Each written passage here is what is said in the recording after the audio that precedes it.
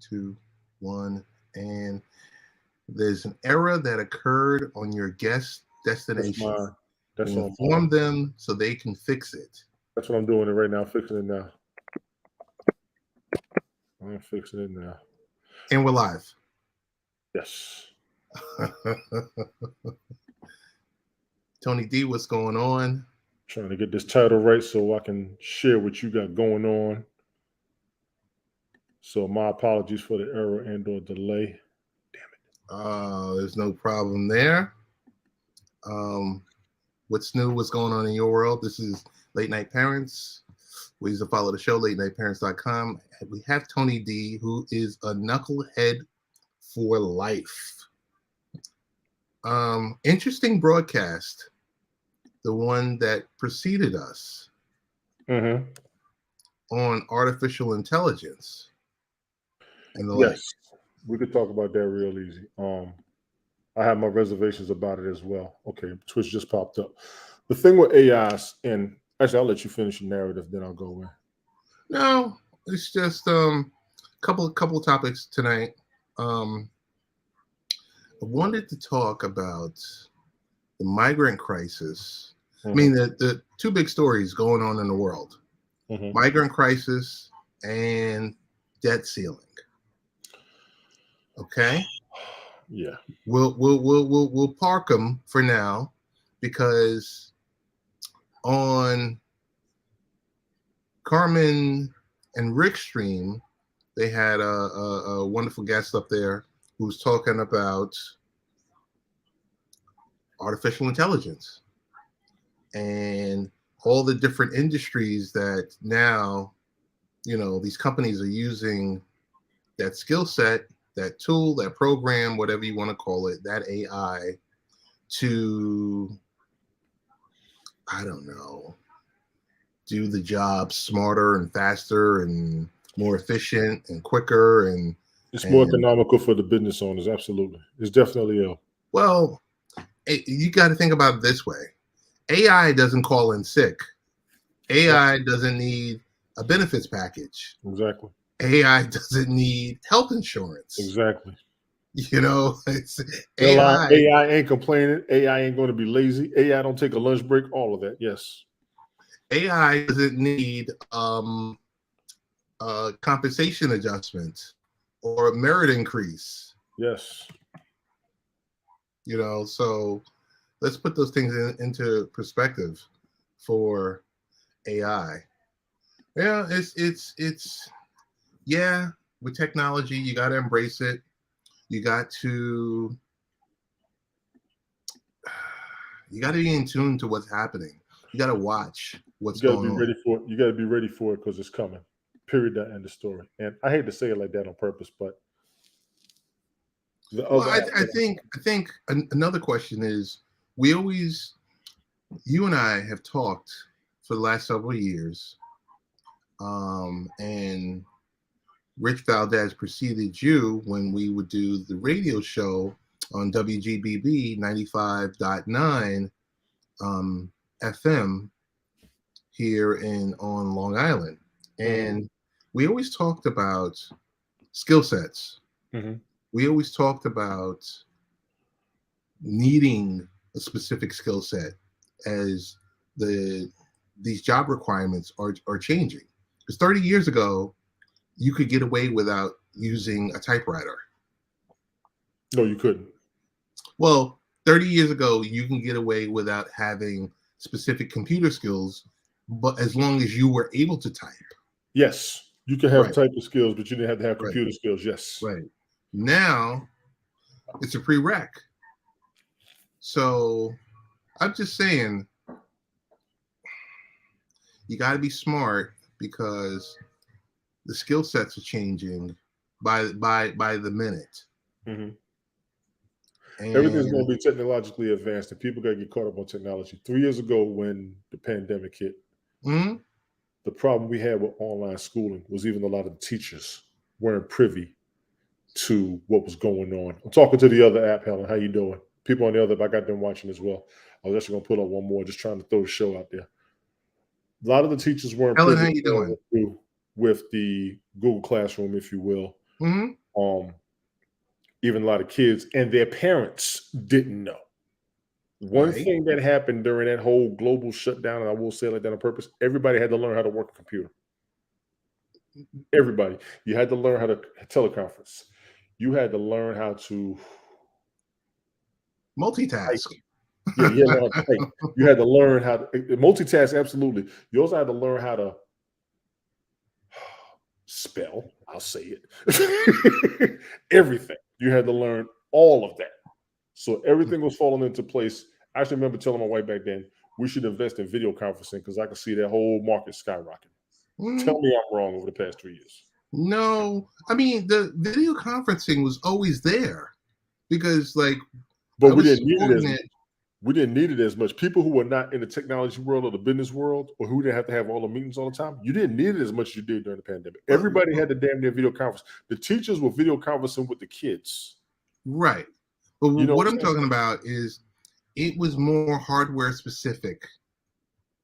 It was a heavy emphasis on hardware and not so much on the software. And then what we noticed a few years ago that it just flipped where, okay, so 10 years ago, we were talking about cloud. Everything's cloud. Yes. Because we had a hard time keeping this equipment updated, keeping the latest and greatest. So they said, hey, we're going to take this emphasis from you.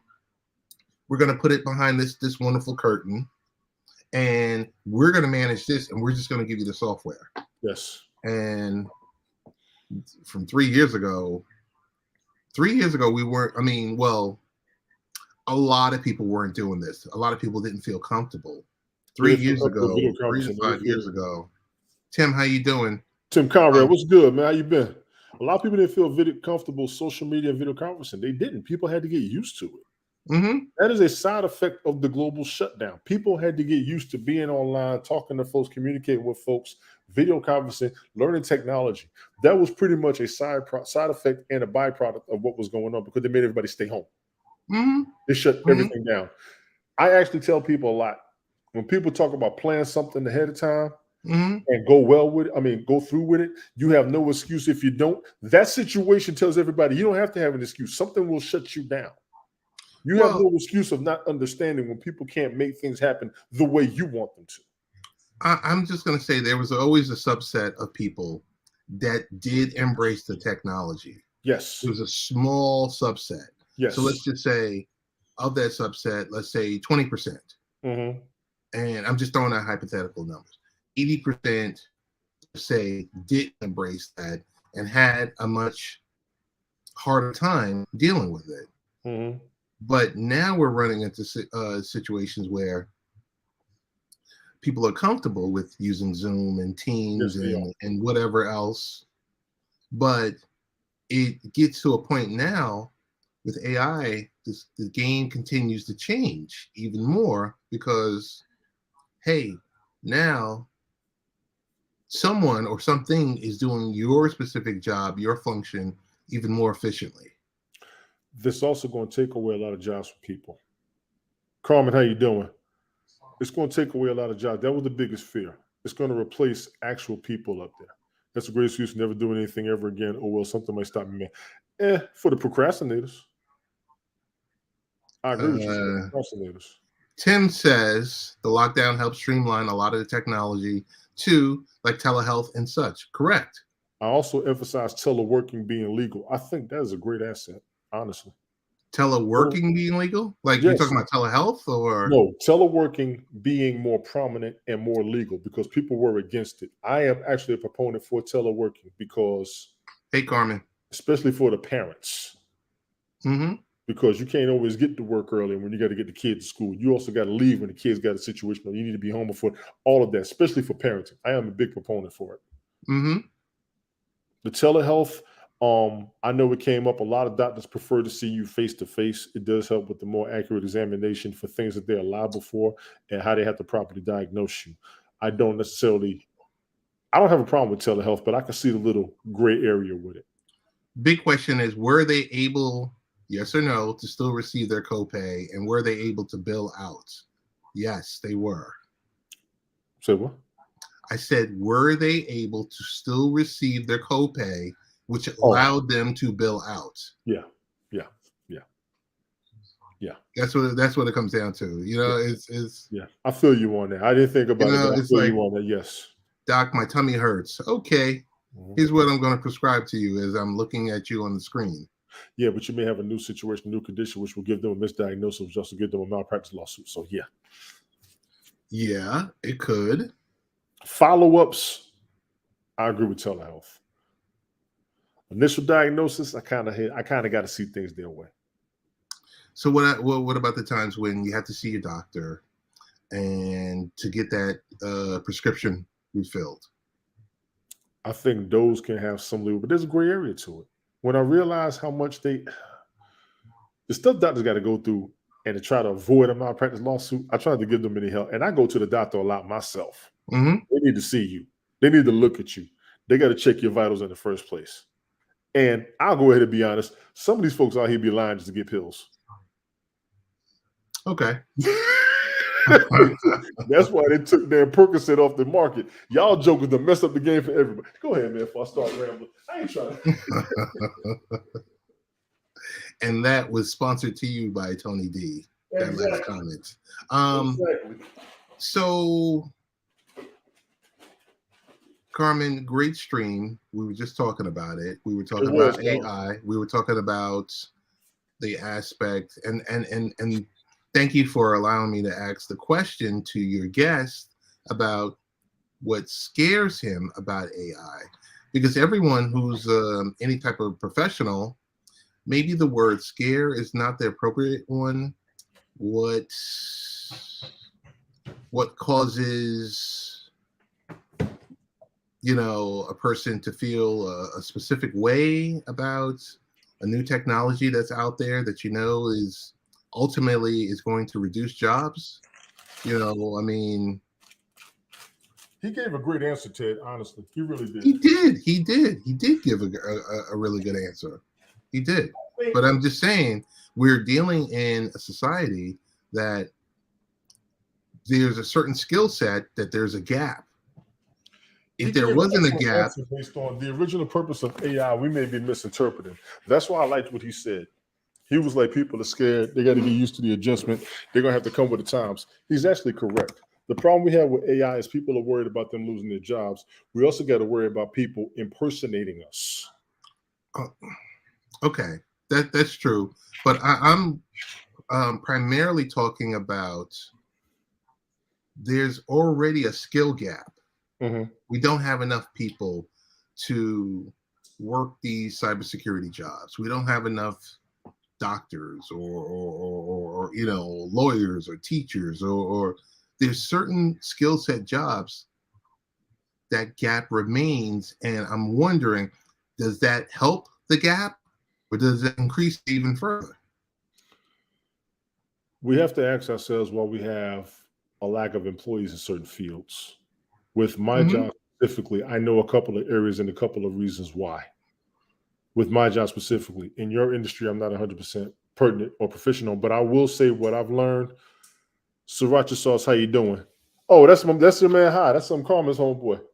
What's up, buddy? Bro? How you doing?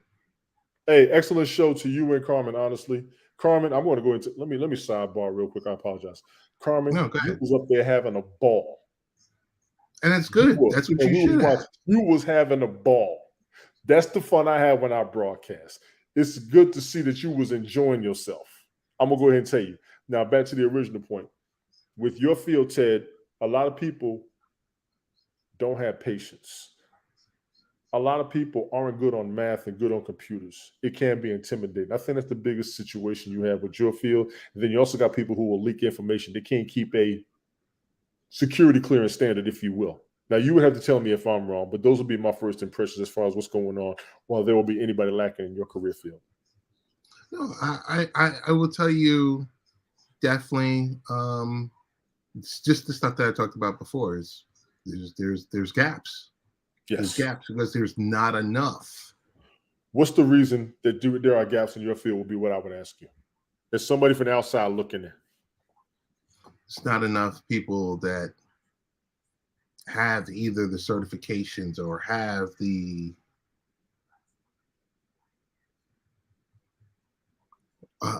they don't have the certifications, or they don't have the specific knowledge to do whatever specific functions. So hence, when you run into a situation when these type of positions go offshore, Right. Because that skill set has to exist. You have to do that specific job. Okay, correct me if I'm wrong, but they were also employing people offshore, O'Connors, if you will, who were doing it. And I reference early 2000s. They were getting a lot of people to be the telemarketers or the telephone operators for specific fields, and also to do the technology jobs in those areas because they were faster at learning it than we are. Would you agree with that? That's a question that could be its own discussion. Okay. That could be its own discussion. Okay. But I wanted to ask you, I guess my first question of the evening is, Memorial Day is right around the corner. Yes, it is. Salute to you. Appreciate it. Salute to everyone who has served, those who are not here. So with the upcoming Memorial Day weekend kicking off, summer party season, and there's a couple of things that I had read this past week about house parties are the most recent victim of inflation. So according to a survey, 69% hate throwing house parties. Respondents say that it's too expensive, and many are planning to provide less food and drinks. And despite the added cost, and guests are expecting a lot, especially boomer relatives. So three and four boomer believe that it's rude to ask guests to pay for their own food and drinks. So is it about pinching pennies, or do we see that the costs these days are something that is no longer in the budget? First of all, I don't like cleaning up behind folks, and too many folks don't know how to keep yourself clean. Most times when I go to house parties, I try to help people clean up at the end of the day. Some people won't do that. That's number one. Number two, a bunch of folks still going to be cautious after the last pandemic, in my opinion. You really want a whole bunch of these? Do you think people even think about that anymore? Yes. I know people who do. Personally, myself, I do. So I will say yes. I also know what I went through. I would be cautious. I love my family. I love my friends, but I don't want none of y'all around me certain times, especially with what I went through. I want to be very cautious about who I'm around and what I do. So are you not going to attend the graduation parties and summer barbecues? And I have a party that I got invited to tomorrow night. One of my homeboys said he's going to have a get together. It's about 8 of us. We're going to go over there and play dominoes tomorrow after work. I got Jason this weekend and next week because school is out. So I'll be chilling with him. A lot of people are being reserved with get-togethers because exactly, Random Rick, appreciate that. Exactly. They still don't. Nobody has treated that last situation the same because everybody's symptoms and conditions were different. Some people it bothered like me, some people it didn't. I know what it did to me. I would be cautious. I truly would. I think travel expenses will be another issue, and I will put that third to the other two that I told you. The first one is me being biased. The second one, I think, is a real fact that people need to think about whether they talk about it or not. The third one is going to be travel expenses. Gas ain't cheap. Hotels ain't cheap. Rental cars ain't cheap. Getting places isn't not a problem, but you got to pay for all of this stuff. And do you really want people staying up under you based on a lot of the conditions and a lot of what we saw over the past 2-3 years? I don't think we do. I may be wrong, but I will throw that out there. Also, for Memorial Day, I want to clear this up because this actually came up to me. This got brought up a couple of years ago. For any and everybody, first of all, as a veteran, I do thank you, and I appreciate everybody who does appreciate our service. Memorial Day is going to be for the people that we lost more than anything. Those are the people that are no longer here. Veterans Day is going to be for every veteran, but Memorial Day is going to be for the people that we lost. I actually have a couple of events this weekend that I got asked to attend for the VFW. And I told them I might try to make it. I may not be able to because Jason's going to be with me. They were like, bring him with you. I'm like, no, I'm not going to keep him out there all day. I'm not. I still watch him. I still protect him. Plus, he's still going to want to play. If I'm able to do both, I will. But this is mainly for a lot of the people that we lost. And this goes out to any and every soldier in the United States, Army, Navy, Air Force, Marines, Coast Guard, that we lost. We even have the Space Force right now. If they lost anybody, even though they're a new branch, I don't know. I haven't heard much about them. Any and every veteran that we ever lost, this is the weekend specifically. Tone, I want to ask you just two more follow-up questions about you going out this weekend. Because nearly 1 in 4 Americans are going to fewer parties. Yes. And it's due to the cost. So it's 25% of the people are going to fewer parties. Right. In America, we spend an average of $259 when hosting a party. What can you buy for $259? How many people are you having? It depends. That's what it depends at. For me, I can do plenty with $250. I could even tell you what I can do with $250. So tell me, what food, alcohol, decorations, and potlucks can you put together with hosting a party for $259?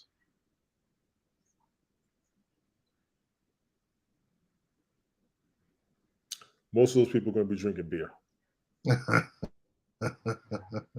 The second thing I would do, now my homeboy had a party. Actually, you know what? I take back what I said. My homeboy had a house party about 12 years ago.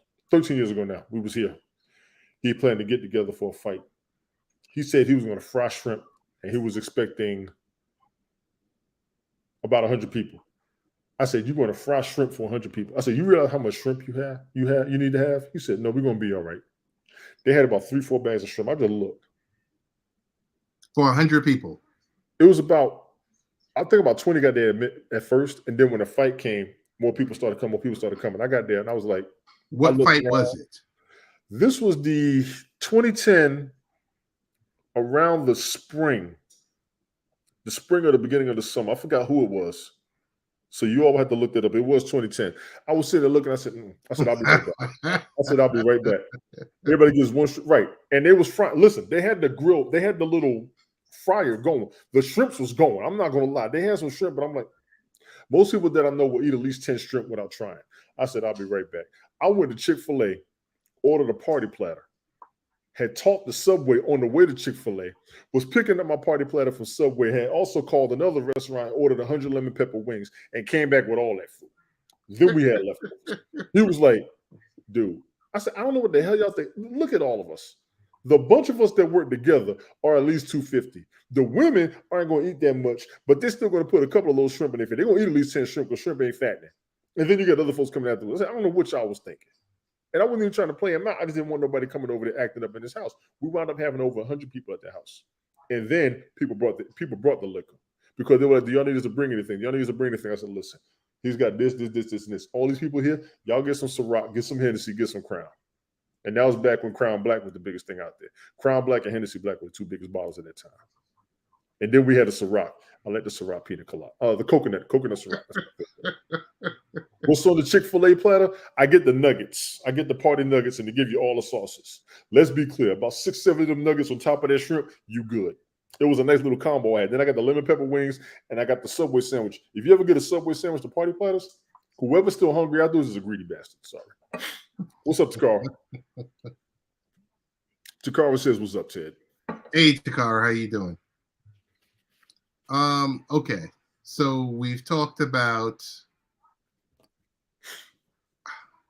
your event planning, your party planning. Do you foresee yourself doing anything this weekend? I'm taking it easy with Jason. I don't have a lot of the leeway that I would like to have. If I would have had it, I probably would have took him out of town. We would have went to Atlanta, saw our cousins, done a little bit of sightseeing.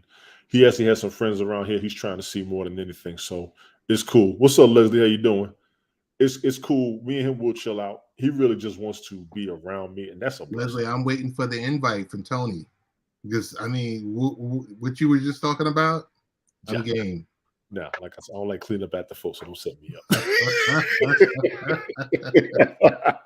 No, he enjoys being around me. That's the blessing in itself, honestly. He want to see his friends, then he'll want to go back. He'll want to go hang out for a little bit, and then he'll be like, "Daddy, I'm ready to go."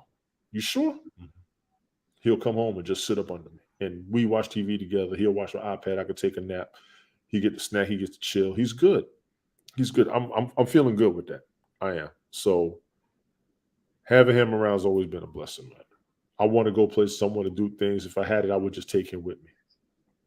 I really would.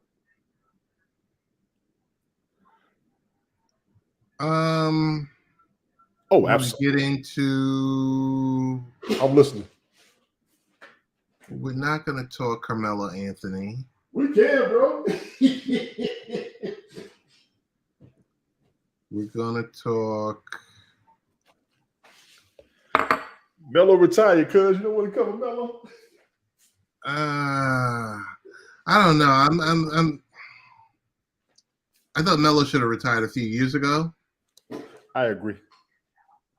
Thank you, Leslie. I appreciate it. I try my best. Even the most of the criticism I've gotten from a couple other jokers, I'm still going to hunt down. And y'all please save my bail money. That's all I got to say. All right. Tone. Yes, sir. We thought DirecTV was out of the NFL Sunday ticket business. But guess what? We should have known better. We should have known better. Leslie, bars and restaurants. DirecTV is here to stay for bars and restaurants, and that's DirecTV for business. So YouTube TV, YouTube is still going to have the exclusive rights for residential customers. But the big question was about the bars. When you go to Buffalo Wild Wings and all the other places that you could potentially go to during the 1 and 4 o'clock games, or depending on your time zone, if you are at your favorite bar or pub or whatever like that, the games will still be available. And guess what? DirecTV is going to be providing this service to over 300,000 bars and restaurants and commercial establishments across the United States. We should have seen that coming, Ted. You know that, right? Of course. Of course. You know, so hey, YouTube, Google, and YouTube TV, they're price gouging the fans, but at least you know you can still go to your local bar and pub. And in addition, Sunday Ticket, DirecTV Business also has Major League Baseball on Friday nights, Major League Soccer, and also Thursday Night Football. Should have seen it coming. We didn't. I'm not sure why. Well, it was DirecTV and what's the other one? Dish. Yes. Those two were the big ones. And I couldn't remember it. But there was no way they wasn't going to find a way to jump back in the game. And there was no way it wasn't going to be allowed because of monopoly laws. Correct. Yeah, because of monopoly laws. So we should have seen it coming. 300,000 bars. Yeah. What's your thoughts on, I don't know if you're following it, something that's going to hit people that enjoy watching the NFL. Mm-hmm. They're talking about flexing games. And they've been flexing games over the years, okay? Mm-hmm. But what they're talking about now is flexing. If there's a game on Sunday, it could be flexed to the previous Thursday. So what happens if you fly into another state? Mm-hmm. So let's say I'm in New York. I'm going to Atlanta. I'm scheduled to go to Atlanta for a 1 o'clock Sunday game. And that game has now been flexed to Thursday. Or it's been flexed to Monday. So the Thursday before, or the, few days before, or the Monday after. The local accommodations. There's such greed. Yes, there's going to be a lot of the reservations, travel plans, the accommodations, the scheduling, all that's going to be thrown off. I don't think it's going to work. Now, the players are against Thursday Night Football. We've been hearing that for years. The flexing of the schedule, I don't know. I really don't know. But they're going to do it. They're going to do it. And it's not even about the people that are watching, because the people that are watching are going to be fine. They're going to watch something on Thursday nights or Sunday night or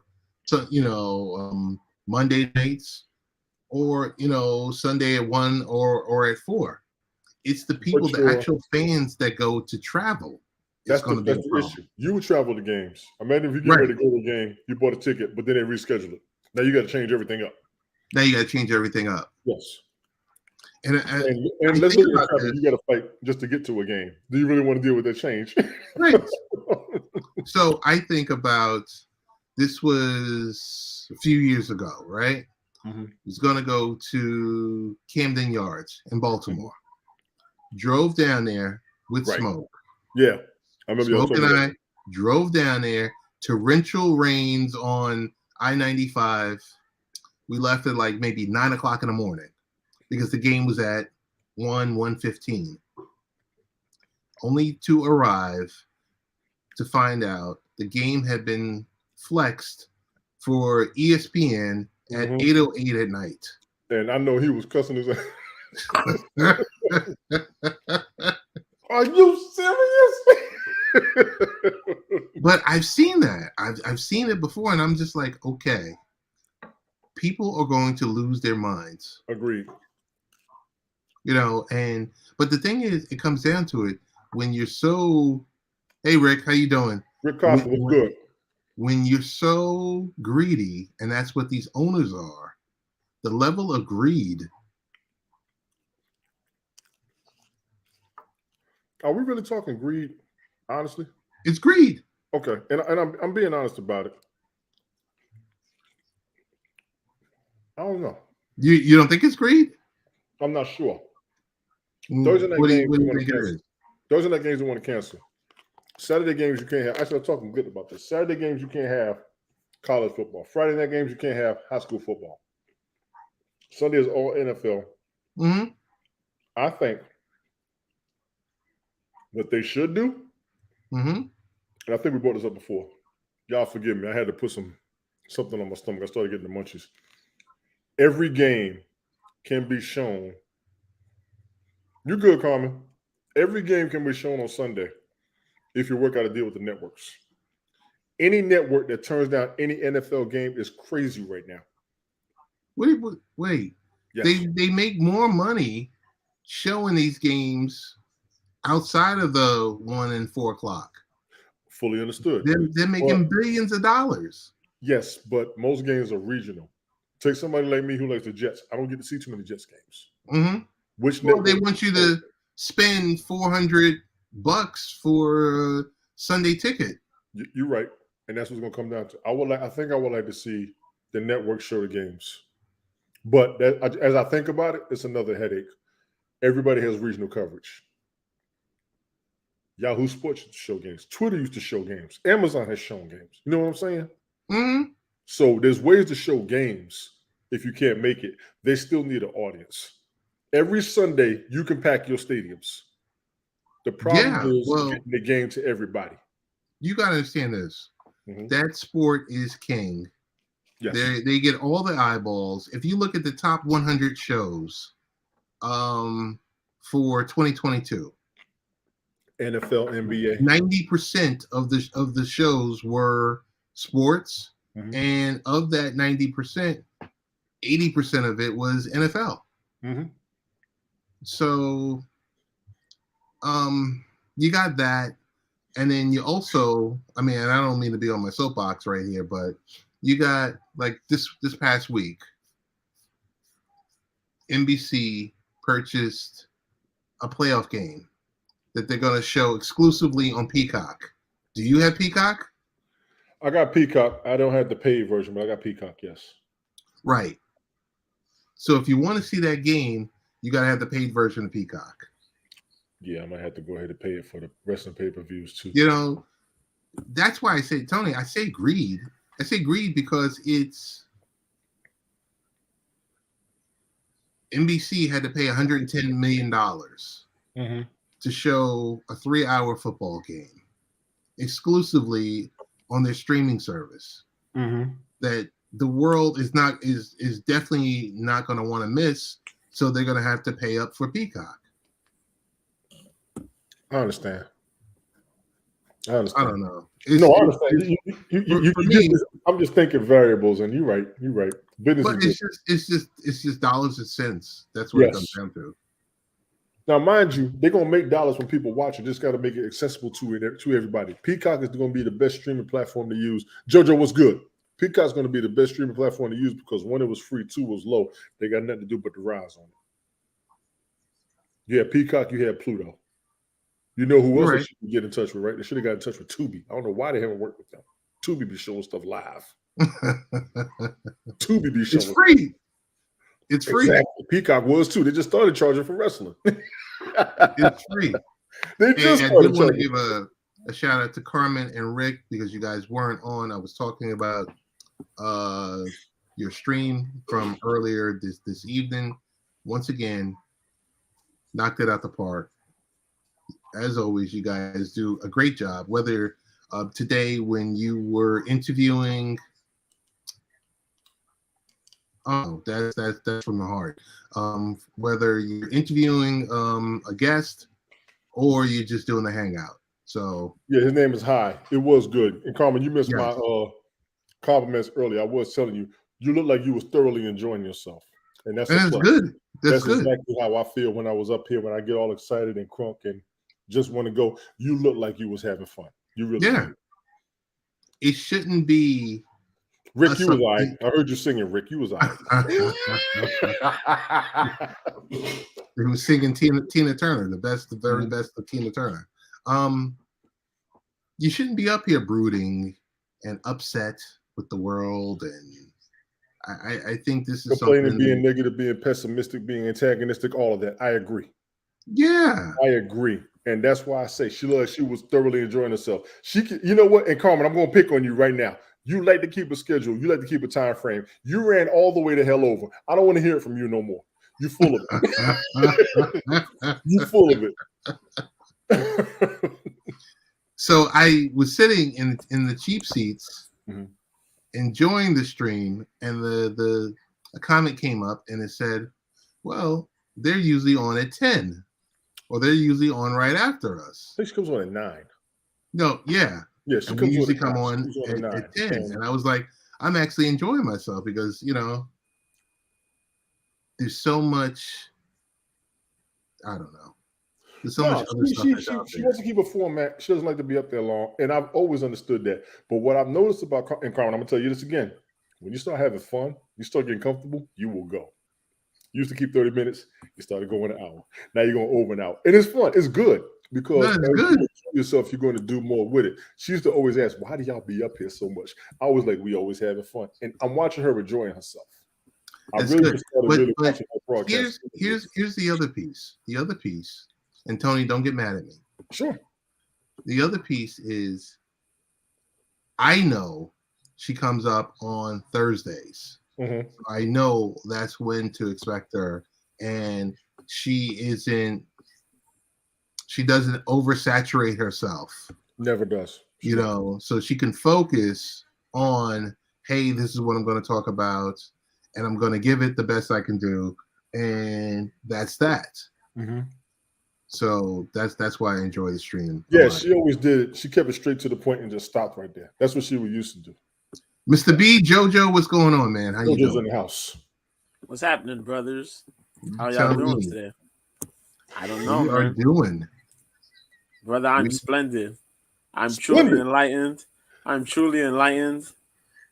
on the other path. Man, I'm good, man. I'm good. You sound like JoJo in the end of belly. What is going on here? JoJo, you've been up here for, I don't know, 20 seconds. You have not talked about my Tony Stark glasses. I see those. I see those. Nice pair, sir. Nice pair. I just want to let you know, both of you guys. What's happening? I want to let both of you know that these are my imitation Tony D glasses that I got from Amazon They were $6.99, and I got them for with the coupon was like $3.99. Bargain. Bargain. There you go. See that? See that? Joe, what's going on? Joe, we were in a group text, and I had a pretty hot topic, and I don't know. I don't want anyone to get upset, but we live in New York. We both live in New York. We live about maybe you and I might live about 40 miles away from each other, maybe 50 max. Yes. Tony used to live up here. Mm-hmm. We're not going to talk the debt ceiling, but this migrant crisis, Mr. B, I want to talk. Here's the aspect of it that I want to talk about. I don't want to talk about the semantics behind it, right? I don't want to talk about legal versus illegal and everything else about that, right? But I want to talk about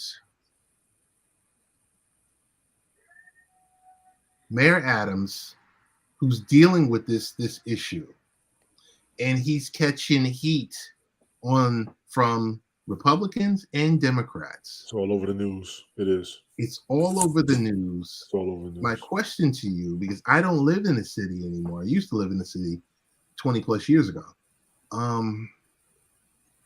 What are like his constituents? What are like some of like the local neighborhoods that is being used, whether the homes or the schools or the universities being used? Like, what are you hearing out there, JoJo? Well, brothers, all right, let me stop because I came in here with this whole brother B and enlightened nonsense. I'm sorry. Yes. But yo, listen. Because now I gotta be serious. The thing with this whole situation, the migrants, man, they get an opportunity. They come out here, they come here, and there's a lot of play. You see them by the droves, man. And New York is one of the places here that, it's the melting pot. City. Everybody comes. Yeah, everybody comes here, So Carmen is asking for a recap of what happened for those of us who haven't been paying attention. We were talking about the migrant crisis, but we were talking about specifically New York City, and the fact that the mayor of New York has been catching grief from not only Republicans, but also Democrats. Yeah. So Mr. B, Brother B, the enlightened one, lives within the city limits, and I wanted him to provide his emphasis on it. Now, it's kind of crazy when you see a lot of what's going on in the news so far as people who are going through mental crisis, homelessness, and a lot of that is happening here in New York. It's happening in a lot of the Democratic states. I don't want to say, and even some of the Republican states is happening, but you see it a lot. It's transformed a lot of the Democratic states, man. You even hear like California's been transformed. Crazy, but I digress. We're talking about New York. Now, over here, you see all that happening. That issue's not being solved. A lot of the migrants who come in here, bro, you know how before, years ago, you have people who come in, immigrants, whatever, whatnot. You work your way, you get your visa, your green card, you work your way, right. Go become a citizen. You know what I mean? You gotta live here for a set number of years. Become a citizen. Work hard. It's not like that nowadays. Nowadays, people, they just come. All those things are magically handled like nobody's business. Nobody goes through the real struggle, the hardship when it comes to coming in New York. Man, they lock you in the house. They give you, you know what I mean? If you see, I can tell you here in the Bronx, we've got so many motels made. It's crazy. It's like, it's insane. The Webster, because I live here on Burke. And Webster Gun Hill, from that end there all the way down through Webster, man, we probably got like 4+ brand new hotels, motels made. And the majority of the people aren't really people that just come in to go sleep. You know what I mean? Just random people. Oh, I need a hotel. I need a motel to sleep in. No, they're immigrants. They're migrants that are sitting there. They getting vouchers. They say they get to, stay in there for as much as they want. They got vouchers to do, to stay in places. Even in Manhattan, they get that opportunity. You get an opportunity, food stuff, and all that. And then you have people who really fighting their way to try to get these things, and people who really need it, push aside for the other folks, man. And it's kind of a crazy situation that's going on here. It's crazy because, we're always built on you got to help one another, and yeah, so helping hands help each other. But man, you're looking at some of these people who are even people who were former immigrants or whatever are just upset, man, because it's like, yo, there is no it's like, when you hear a young kid talk about, oh, I go through the struggle, you'd be like, I go through the struggle as a black man, I go through the struggle. I don't even want to put it that way, but you understand. Kids, teens, be like, yo, I go through the struggle every day of being, being African American. And then their parents look at them and be like, you don't even know what struggle is. That type of saying, that something like that. Right. That's what it's coming around like. And it's crazy to see, but that's what's happening. Mayor Adams has a lot on his shoulders, man. And he can't mess that up because, hey, you have one big situation that's happening right now. It even went to trial over that guy who, took the life of the other guy in the subway. Yes. That whole situation, and that situation is like, here it is. It's pushed to the side somewhat. We done deal with all these other situations that's going on here, the migrants and all that. When these real situations over here where pedestrians are being worried about their own safety, riding subways and traveling, man, it's a head scratcher. It's a head scratcher because you talk about money needed for this and that, and it's put to a bunch of other crazy stuff instead of necessities that we need here in New York.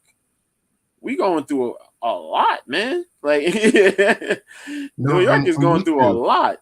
I'm with you because in Nassau County, in Suffolk County, so New York, Carmen, which you can see on the map, is so vast. But what happens in a city where Joe lives doesn't correlate to what happens over where I live. So like in Nassau County, the chief executive basically told the mayor of New York, don't send the migrants here. Mm-hmm. So then you hear the same thing for the chief executive for Suffolk County and for Westchester and Rockland County. Yep. So I'm sitting here saying, okay, wait a minute. You're a sanctuary city. You are receiving funds for being a sanctuary city, but he's catching heat coming and going. And what's the solution? I don't know what the solution is because I think hypothetically, Tony, Joe, and Brian, we were talking on text maybe a few months back, and we were talking about the office buildings in Manhattan. Yeah. The fact that if the workers aren't coming back to Manhattan and they're working from home, or you're running into these employers that are saying, hey, I'm going to do this, do that, right? Well, I'm going to let go of the real estate that I have in a specific location, and we're just going to send out laptops and screens and software and everything, and you can do your job from your house. Yeah. Look at all those empty office buildings. Smoke was good. Say it again. Smoke. Hey, Smoke, what's going on? Smoke out here. Maybe you can use that as a possible solution. But I think the numbers that are pouring in daily is something where, because at one point it was 700 a day. At one point it slowed down to about 700 in a week. Now it's up to 1,000 a day because they're just arriving on buses. Yep. So it's like, I got to go ahead and admit something. We got a problem. As okay. I put the numbers together in my head and I think about the places that they're already at, I think about the city that they're going to, how long this has been going on. I've had this conversation on the other platform that a lot of people don't want me to be on anymore. We always hear close them, close them, close them. So you can't close the border. This country's founded on people coming here and getting their freedom. All your major cities are being hit. Your local areas are being hit. As I think about we putting them in certain areas that aren't being used anymore, you know what comes to my mind as soon as you say that? What has happened historically before when you did that? They left them alone. They become ghettos. Yeah. Say that again? They become ghettos. Ghettos. Okay. Okay. And it hit me as you were saying it. We were good with it, but it just doom. We could put them here, we could put them there. They get sisters. People don't want to be around it. The crime goes up, they can't get a job. They live in a public assistance. They become a ghetto. Okay. So that's the future that I see. And I hate to say it like that on purpose because we do have a lot of them coming here seeking asylum, more than we have them coming over here being criminals. I had that discussion with people before. They want to close the borders, but you will realize a lot of the people that are coming here are working jobs we don't want to. If you don't believe me, go to a hotel and tell me the last American you see working housekeeping. Go to a construction site, tell me the next American you see out there. Go to some of these fast food jobs. You'll see some here, you'll see some there. But go to a lot of places, you will see a lot of people from other countries working the jobs. A lot of Americans don't feel like they want to work anymore. Yeah. Yep. But as far as housing them, that is another issue. We know what's going on in New York. Yes, it's on the news. Every time I go to another city and I stay in a hotel, I see somebody from another country working that's not American. Everybody needs to be factual about that. A lot of them are working. Where they're going to stay, how they're going to raise their families, where they're sending their money back to. A bunch of them are still trying to come over here. And I just saw the video last week of what the border's looking like when Border Patrol comes out there to see all the clothes and everything along the rivers. Yeah, it's getting pretty bad. I don't know if it's exaggerated or not. I would love for us to be able to talk to somebody on Border Patrol and tell us the truth. So Title 42 expired. See, there you go. There you go, Smoke. Title 42 expired. Yes. And oh my God. Made the situation, I guess, even worse. Yeah. You know, and I'm just saying, you know, because it's easy to sit here and say, okay, don't send them here, don't send them there. But I don't see too many people offering suggestions to the mayor, is what I'm saying. You're right. No. You're right. Because of the crime stereotype and the crime element. Well, yeah, the crime and the homelessness and everything else like that. And you're just like, homelessness. That was the other thing. Have you seen El Paso lately? Oh my God. Yeah. Yeah. Dude, that's when I had to go. Okay, now I see what everybody's saying. Now I see. Yeah. I knew El Paso was bad. I didn't know it was that bad. Yo, it's bad, man. Yes. Ted, it's you bad. get a chance. Look up El Paso about a week or two ago. Okay. Oh my God. It's bad, man. Now I see what they're talking about. It's bad. And it's not everywhere on the street looking like 1970 New York with the homeless. It's that bad, bro. No joke. And what's crazy, a lot of that is because of some of the is the people, but some of that is due to some of the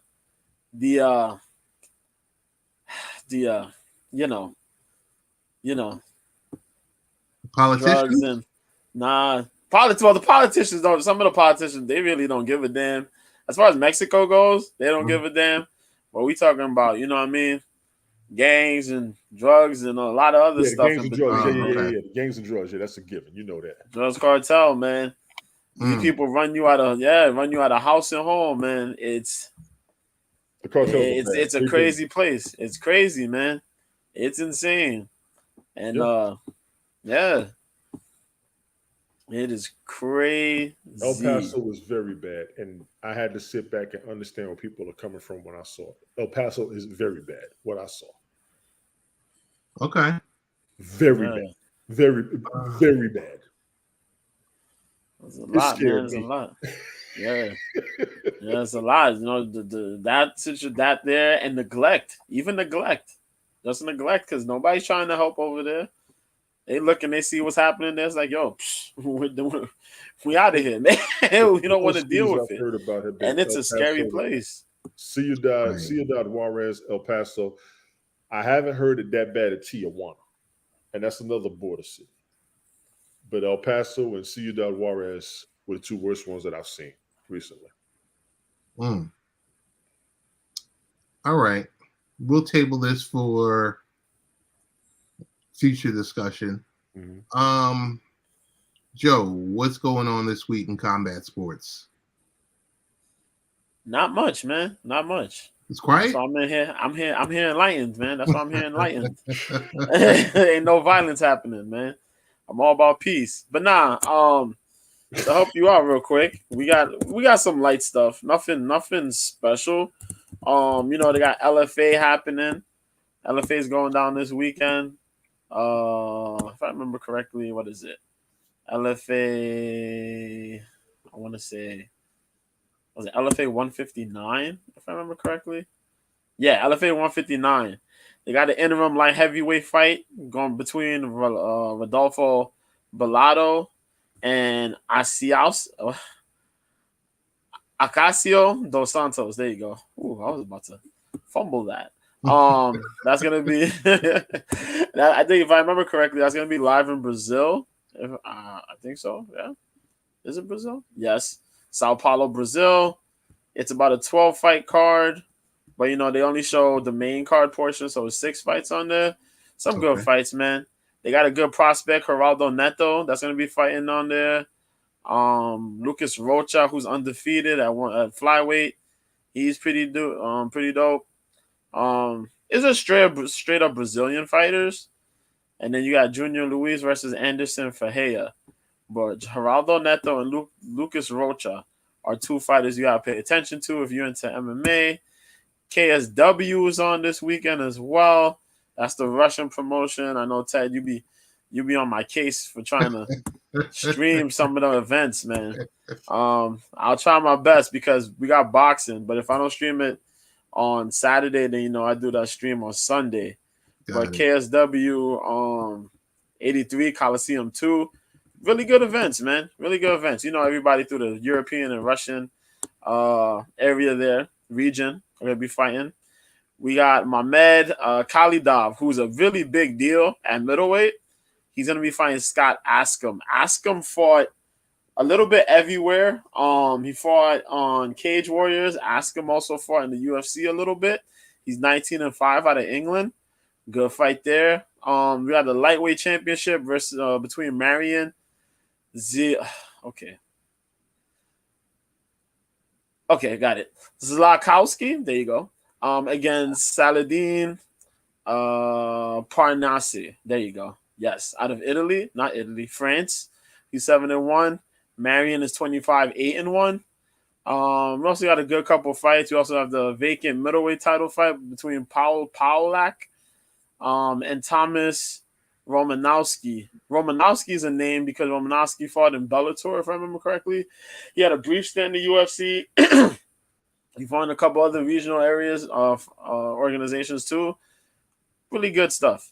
But what we here for, there's boxing going on this weekend. Yes.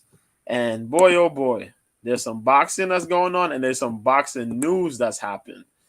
So we have Luis Alberto Lopez versus Michael Conlan that's going to be taking place on Saturday. I'm very happy. I like Michael Conlan. Michael Conlan's my dude. They robbed him in the Olympics a couple years back. I did not like that. I was very upset by that.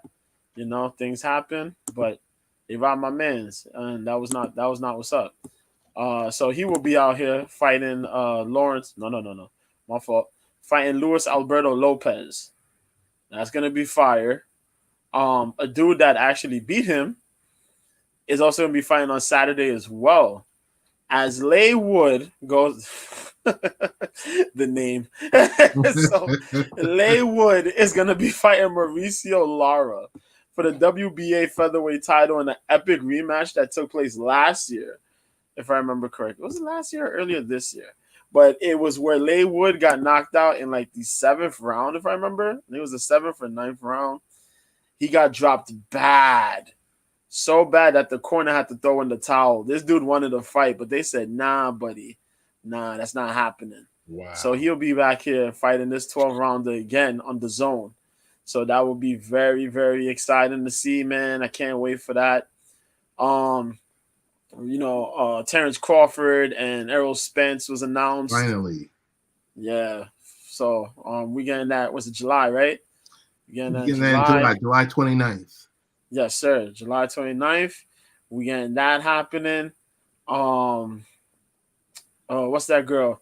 Franson and who was it? Savannah Marshall. That's supposed to be happening. Somewhere down the line. I forgot exactly the day. But it's for there you go. Franchon Cruz Dezern versus Savannah Marshall for the super middleweight title. You know, Clarissa Shields has the the light titles. So she has the light titles, the light middleweight titles. So this girl gonna be moving up. She's gonna fight Franson. Franson literally has all the super middleweight titles. She's a beast, yo. She's a heavier version of what's our girl's name, man? She just fought Michaela Mir. Oh no, don't tell me I'm gonna forget. Lisa Baumgartner, there you go. She's like she's a bigger Lisa Baumgartner. Real aggressive in her boxing. Right. Throws really nasty, heavy shots to the body. Good stuff, man. But yeah, man. Josh Taylor, Teofimo Lopez was announced eventually. Floyd Mayweather next month fighting John Gotti III. Regis Prograis gonna be defending his titles against Leon Paro, if I remember correctly. Yeah. But yeah, man. Other than that, that's happening. John Jones has some nonsense to talk, but that's neither nor him and Tyson Fury talking. Dana White talking bull crap. Yeah, you know that. Oh, yeah. And in MMA, it was announced that the UFC made $387 million in profit with a $1.2 billion in revenue. So, wow.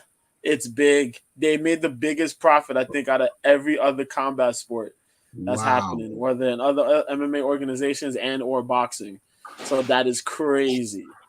That is crazy. It's projected to go to 4 million come the next year. 400 which leaves you a lot of questions. Yeah, 400 million. 400 million, yeah, which leaves a lot of questions because John and Francis could have had this fight and they both could have got paid and a lot of things could have happened. Yeah. But Dana White's just being a scumbag, man. So it is what it is. But other than that, that's all that's happened. Yeah. You think Dana White's trying to make sure he doesn't get bought out? I think he is. He's doing deals with everybody, but he's still going to keep his name and keep his ownership because people are trying to squeeze him out. I can see it already. Nah.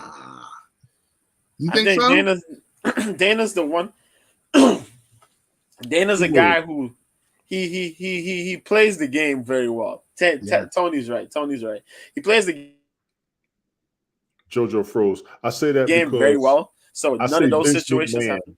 Vince McMahon is trying to buy everybody out. Sorry, JoJo. You had froze for a little bit. My bad, bro. Go ahead. Oh, okay. It's okay. Go ahead.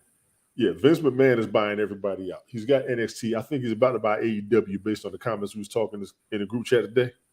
Yeah. So you know what's next after that. Since that whole that union between WWE and the UFC under Endeavor, man, there's been a lot of power plays that's been happening. Yep. Some very interesting stuff. And I see, Ted, you brought up an article talking about how the NFL, they're trying to move to make some cinematic stuff happen. Yes. Movie-wise. Yes. Now the UFC are going about trying to do this movie-wise, where they're trying to make a cinematic movie, and they're working with Adam Sandler to make a UFC-based movie, which is kind of crazy because we had one with Kevin James. Here Comes the Boom. But that wasn't UFC-based. There's been a few. Yeah, the couple, but none of them are UFC-based. None of them are really. Right. They've worked with UFC. but specifically UFC. But now this one is going to be specifically UFC. But a comedy movie under the UFC Endeavor banner, it seems to be like. So it's very interesting. It's very interesting to see how Endeavor is putting their footprints into both of these companies, both the WWE and the UFC, to make things entertainment, cinematic entertainment, as well as, you know, sports entertainment. So if you listen to them close enough, they'll tell you they have the playbook. They already have the playbook. They know what they're doing. All they have to do now is execute. Yeah. And so far they've done a lot of good things. And they've done very well in trying to dumb down Francis Ngannou's announcement to the PFL. Yes. They've done that by announcing all these big fights per Dana White. Whenever somebody makes a big move outside the organization, he tends to go out here and lay down all these fights and all these announcements for these certain spots they're returning to and all that stuff. So it's and here's my conspiracy theory on this. It's similar to Carmelo Anthony announcing his retirement, and 10 hours later, LeBron talking about, I don't know if this could be it for me. I've got to take the time. Yeah, it's the same thing. Yeah, something like that. You know, the discussion was no longer about the Lakers getting swept. It was about whether LeBron was done. Yeah, which is kind of crazy. It's kind of crazy, like, you know, master manipulator. I could call BS on LeBron being done because LeBron is far from done. He just ain't winning like they want him to. Yeah. He is far from done. He played fine, but he's not winning like they want him to. He will still get on the court and run up and down the court with anybody. Mm-hmm. Yeah. They just want him to have all them rings to back up all his playing time. Exactly. You know, you just threw me when you said that. Sorry. Word. You know, the GM did everything he could do, man, to build up that team, and he did. Well, what's wrong with the team? All you former LeBron players, how come y'all ain't got rings with the dude that's going down? Is pretty much the best player in the past 2 decades. Yo, it's crazy. But y'all are NBA Hall of Fame, all stars, all defensive, all this, all that. But y'all all ain't got a ring together. Yeah, when y'all need to step up the game, y'all not stepping up the game, and that man is playing balls to the wall basketball, man. Like, it's crazy, bro. I just want to ask. I think it's time to talk to NBA players about this. Yeah, man. I had something. I didn't know if he was going to join or not, but he's not. This is for Brian.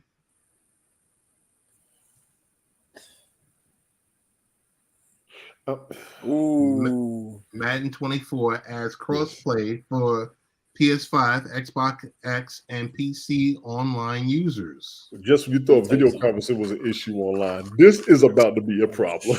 This is about to be something. That is about to be a Disappeared. problem. Oh, no. If you think people do too much social media, wait till that Madden goes across all platforms together. Let me tell you something. If you guys are playing, don't play no Xbox players. Xbox players are the most ruthless Madden players that there are, bro. I'm telling you this from firsthand experience. Those dudes are menaces. Word to everything I love. PS5 players are worse. You would think. You would think. I would think that, for real. Yo, Xbox players, not only will they beat you, they will talk trash throughout the entire game. I don't know. Xbox players are built different, man. They are built different. I'm going to get an old Atari VCS and I'm going back to Paperboy. Y'all can have that mess. I'm not doing this. Heck yeah, man. Oh my God. So this crossplay was introduced with FIFA 23, which allowed players to compete with and against each other in several 1v1 modes and ultimate teams. So, unfortunately, the same luxury didn't apply to the pro clubs and ultimate team co-op. So, certain aspects are going to be available for Madden 24. It still has to get teased out, but I thought Brian would appreciate that the most, being a gamer. I'm not a big gamer, but that's going to be huge. And I've known a lot of Madden players. That is monstrous for Madden players. I see that as profitable. There are a lot. Yeah, definitely. That's going to be huge, and crossing all the lines, crossing all the barriers. You know who else is going to benefit? I see NFTs jumping in on that soon. If they're not in it already, because NFTs are mainly for the coins for a lot of the gamers. So NFTs and Twitch, I think, will benefit from this highly. Oh yes, highly. Yeah. YouTube is probably going to get a piece of it as well. I don't know about Facebook and Twitter as much, but definitely NFTs and Twitch, they're going to skyrocket off of a merger like that. And they would invest into it. They're going to see a major return. These cats play all day, all around the world, all demographics. Yep. I'm going to say male demographics more than female. I don't know too many female players, so ladies, forgive me, but that's going to be huge. That's monstrous. And talk about the tournaments. Oh, my God. Dude. The tournament lineups are going to be insane. Spoiler alert, you better watch the AIs on them games. Yeah, man. Oh, my God. That's just being real. Two more things to mention. The IRS moves forward with a free e-filing system in pilot program to launch in 2024. So you remember all the TurboTax lawsuits that they've been talking about recently?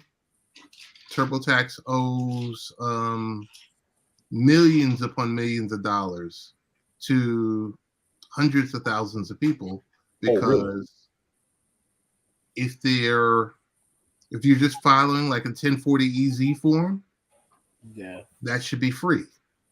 Right. They were charging. Yeah, they were charging. So IRS is stepping in to ensure that,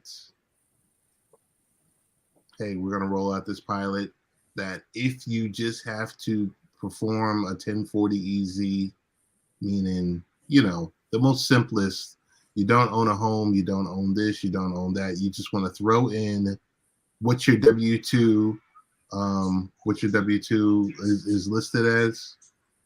You can do that really quickly by using the control number and call it a day. Yes.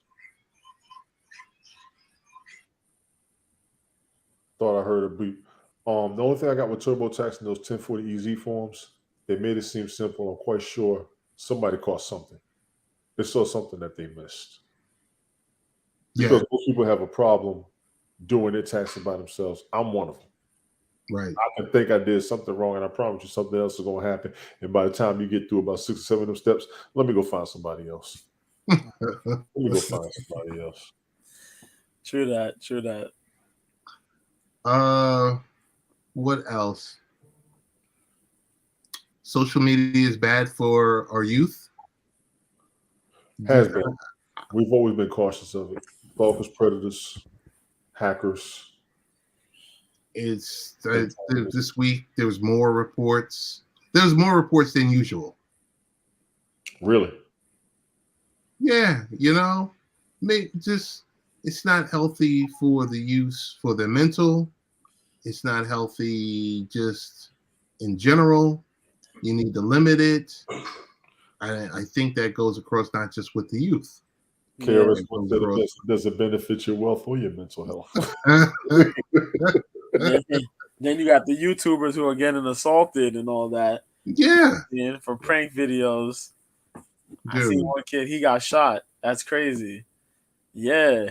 Mm-hmm. They're breaking the rules up there. We got to stop a lot of the extremisms on social media. People trying to push the envelope too hard. That's why folks are dying. Yeah.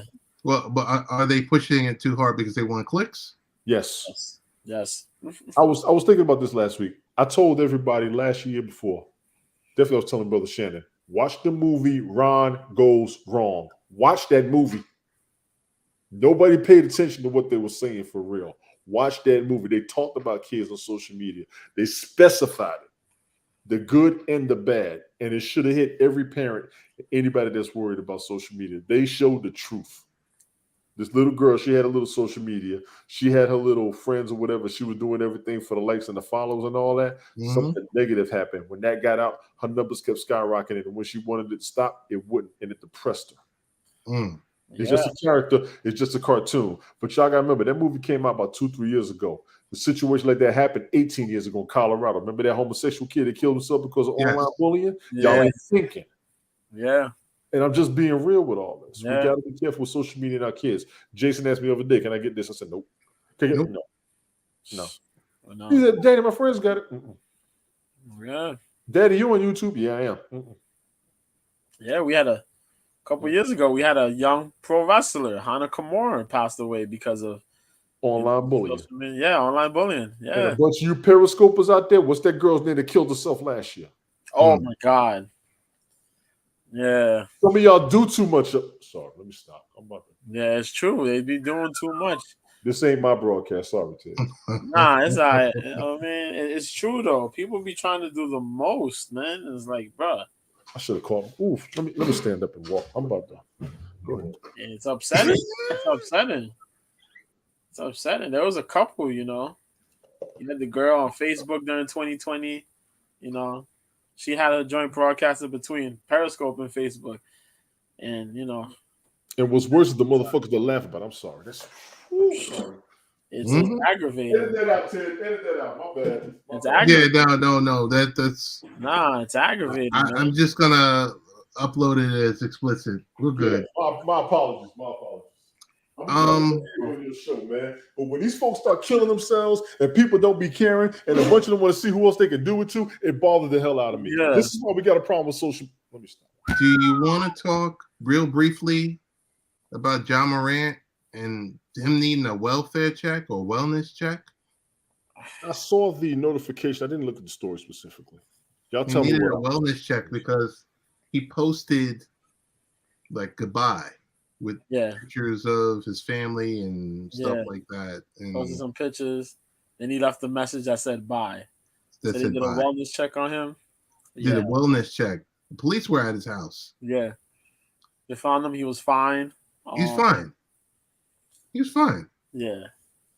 So now it's wondering, you know, I tell you, you talked about it in the group chat. You know, you said, man needs help.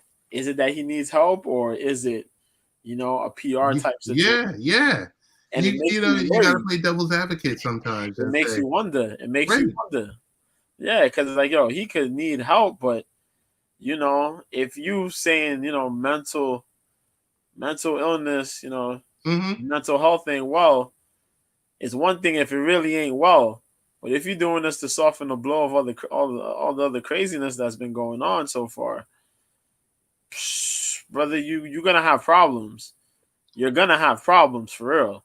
So the question I have is, we always hear, and I know there's gonna be some blowback, but we always hear about the vaunted brotherhood in the NBA. We always hear about the brotherhood. Mm-hmm. You know, we're brothers. We look out for each other. We do this. We do this. We. So I mean, and even if he's a hardhead, even if he's as stubborn as can be, like NBA PA, vets, the legends, like who steps in? Because the NBA doesn't have a Tony Dungy. Like when a football player does something stupid, Tony Dungy talks to him. Yeah, Herm Edwards talks to him. Yeah, NBA Tony Dungy goes and talks to him. They talked to John Morant. A bunch of them said they talked to him. Right. And they started roasting him after the second one. They jumped in on him. Can he be depressed? Yes. Two things come to my head. I wish Glick was here. He would play the X-Files music. I got a conspiracy theory in my head. I'm going to leave that alone. Second, I think all of this negative press, I think he's going to lose a bunch of his money. That potential he's already lost that money. Yeah, the potential contract is gone, which may be his depression. And people don't realize he can also face lawsuits after that contract is gone. So I think there's lawsuits already pending. Yes, so he could technically be broke. Technically, he could be broke, even though he didn't do a danger against anybody. I like what JJ Redick said. You mad at him, and he didn't point the gun at nobody. Y'all got other videos of people doing worse things with guns. All he did was flash a little bit. JJ Redick went off in his defense, and him and Stephen A got into it. JJ Redick, and JJ Redick was right. But what about the 17-year-old kid that he put hands and feet on? Yeah, that's what's going to get him. See, anything he did, they're going to start digging up into worse stuff that he has done. I agree with you. So, like I said, that money's going backwards right now, and it's going to keep going backwards. It's just, and like I said, maybe I'm wrong. But like I said, I'm like, where's the brotherhood? Where's the? I honestly think people did try to talk to him, Ted. Where's the legends? I saw a couple clips where they were like, they talked to him. He had to talk to them there, and we have to be naive to not think that a bunch of these guys haven't reached out to him by now. Right. We'd have to be naive. If you got $200 million, I'm quite sure a few people like sit down. Okay, I'll throw myself out here for this broadcast and for everybody in the community. How many times have y'all told me to stop doing stuff and I kept doing it? Yeah. True. And all we got to do is survive. True. Yeah. So we would have to be naive to not think anybody didn't talk to him. I'm just being real. Like I said, I will throw myself out there for his defense. We actually talked about it. John Morant, that second one, he wasn't even pointing at anybody. He just had it. And his homeboy tried. He wasn't even trying to put him on camera. It was an accident. They caught him that quick doing something negative. Yep. And it's going to cost him everything. How many times have you all told me, it goes to you, Ace, JoJo, Carmen, Rick, Helen, all of y'all, don't do this, don't do this, don't do this. Okay. But I'll still do something, and all of y'all be like, you know what, the hell with it. Yeah, man. So that's the situation. So for him, and I'll say this to him, you got to be yourself, but you got to be smart. I've lost a lot of support not listening to any and everything everybody said. But I also think he might have been in a situation he wasn't comfortable in. Nobody's talking about that yet. $200 million comes with a few things, and a few people before him that made a couple of $100 million, whether they go through to keep that money, will be a question I would ask a lot of folks. True that. I would say James Harden, Russell Westbrook, LeBron James early in the mix. Exactly, Rick. That's another one. You know what? I will irritate the hell out of y'all by doing that compared to some of the other stuff everybody else is mad at me about. I'm just talking about Tony D frying eggs or whipping up something special during the football broadcast. And then all you hear is the utensil, the fork, clanging against the plates.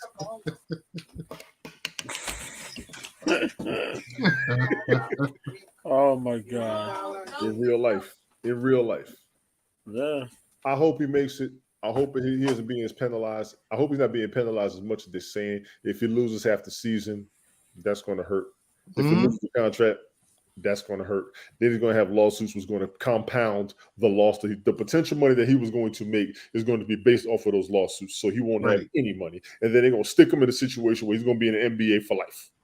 Yeah, they already penalized them, taking away that Powerade sponsorship. Yes. $39 million. And even the gang leader sitting talking about he gonna have to pay. That's wild. That's wild. They were saying the news said no, he got to pay. I'm like, oh yeah. JoJo, where's the best ways we could find you? Yo, man, I'm on Twitter. New Year, same B at Mr. B 1986. Find me over there. I retweet stuff. I tweet stuff. I chat nonsense. We watched Power Slap yesterday. That was crazy. On Wednesday, that was crazy. God bless Power Slap because it ain't gonna go nowhere much, but at least it's there. I got OK Live, Mr. B. I stream stuff on the weekend. Whenever there's fights around, I'm streaming fights and doing commentary, talking about what's happening there. Sometimes it's a mix of seriousness and humor, but it's there. But yeah, man, I'm on here with y'all guys from time to time. I'm doing my own thing. Sometimes now it's Sundays or Wednesdays. The B-sides of the fight game, Mr. B. I do this little thing. I conversate about the events during the week, and I put some thoughts. Last episode was pretty good. We shared some thoughts there about Lomachenko's fight and the Lomachenko-Haney fight. That was pretty dope. Yeah, man, because everybody's still talking about Loma. Loma won. Loma got cheated. It was a close fight between the two. You can't have an argument for either side of who won. But it is what it is. But yeah, that's where you see me, man. OK Live, Mr. B. New Year, same B. Mr. B 1986 on Twitter. Yes, sir. Just as Mr. B, as a follow-up question, if you were Devin Haney, would you give Lomachenko a rematch? Scary, right? Scary question. Scary, but yes, I would. Yes, I would. And there's a reason why. There'll be a lot more on the table if you're Devin Haney to take that rematch with Vasily Lomachenko. That's it. It's really, there's a lot of money on there. Aaron will put up money to have that fight, to have a rematch, because Aaron felt like Loma won.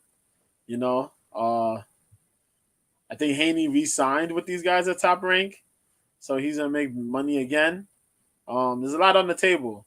Go ahead and do it. Go ahead and do it. Make it happen. Tony D, where's the best way we can get in contact with you? Tony did that original on Linktree. I'm actually kind of exhausted. I'm tired of going through everything. But I know, Ted, so I'm going to go ahead and do this. You can find me on Twitter, TONYTON163. You can find me on Twitch, TONYTON72. You can find me on Instagram, TONYTON72. You can find me on TikTok, TONYTON19723. I actually was doing a broadcast earlier today. I just did a random mix of some hip-hop songs. Check me out on my Mixcloud. It's also on my Linktree. The full replay is on my Twitter. I tend to go live on Twitter, Twitch, Facebook, LinkedIn, and Mixcloud all at once. I tend to multi-stream. I've been doing it for months now. I'm thinking about changing a few things up. I got a couple of marathons. I got a marathon that got requested earlier today. So expect a marathon from me this weekend. 3-day weekend, I'll have my boy. I don't know if I'm going to be on much, but I will try to throw something together. Jojo, good seeing you. Ted, good seeing you. Rick and Carmen, honestly, today's broadcast was excellent from the both of you. It was a lot of fun. It was a lot of good vibe. I mean, nice, excellent conversation between y'all, for real. Big ups. Ace, appreciate you coming through. Who else we got up in here? We had Sweet Pea. Sriracha Sauce. Good to meet you. Sweet Pea was in here. Yeah, absolutely. Sweet Pea's always been supportive of everybody. Random Rick was in here. Random Rick is actually on right now. Hella was in here. Tim Conrad was in here. I'm always going to miss the community. I pushed the envelope. I admitted it to myself. I'm trying to be quiet about it. I miss the community. I miss what we had. I miss the support we always gave to each other. It's driven me nuts, but I'm going to stop talking about it. I am. If we broadcast, we live streaming, everybody share each other's stuff. I'm guilty of not sharing everybody, but I want to push it for all of us to keep it going no matter what. There's a future coming with how we broadcast that I think I do see. And I'm telling every last one of us right now, we need to keep doing what we're doing and keep supporting each other. I'm serious. I'm serious for real. Appreciate you, man. Yep, power slap is where people get slapped unconscious. That's correct. Craziness. Definitely right. Insane. Concussion City. Straight up. Yeah. And I am the real Ted Hicks, and we are out. See you next week. Appreciate you.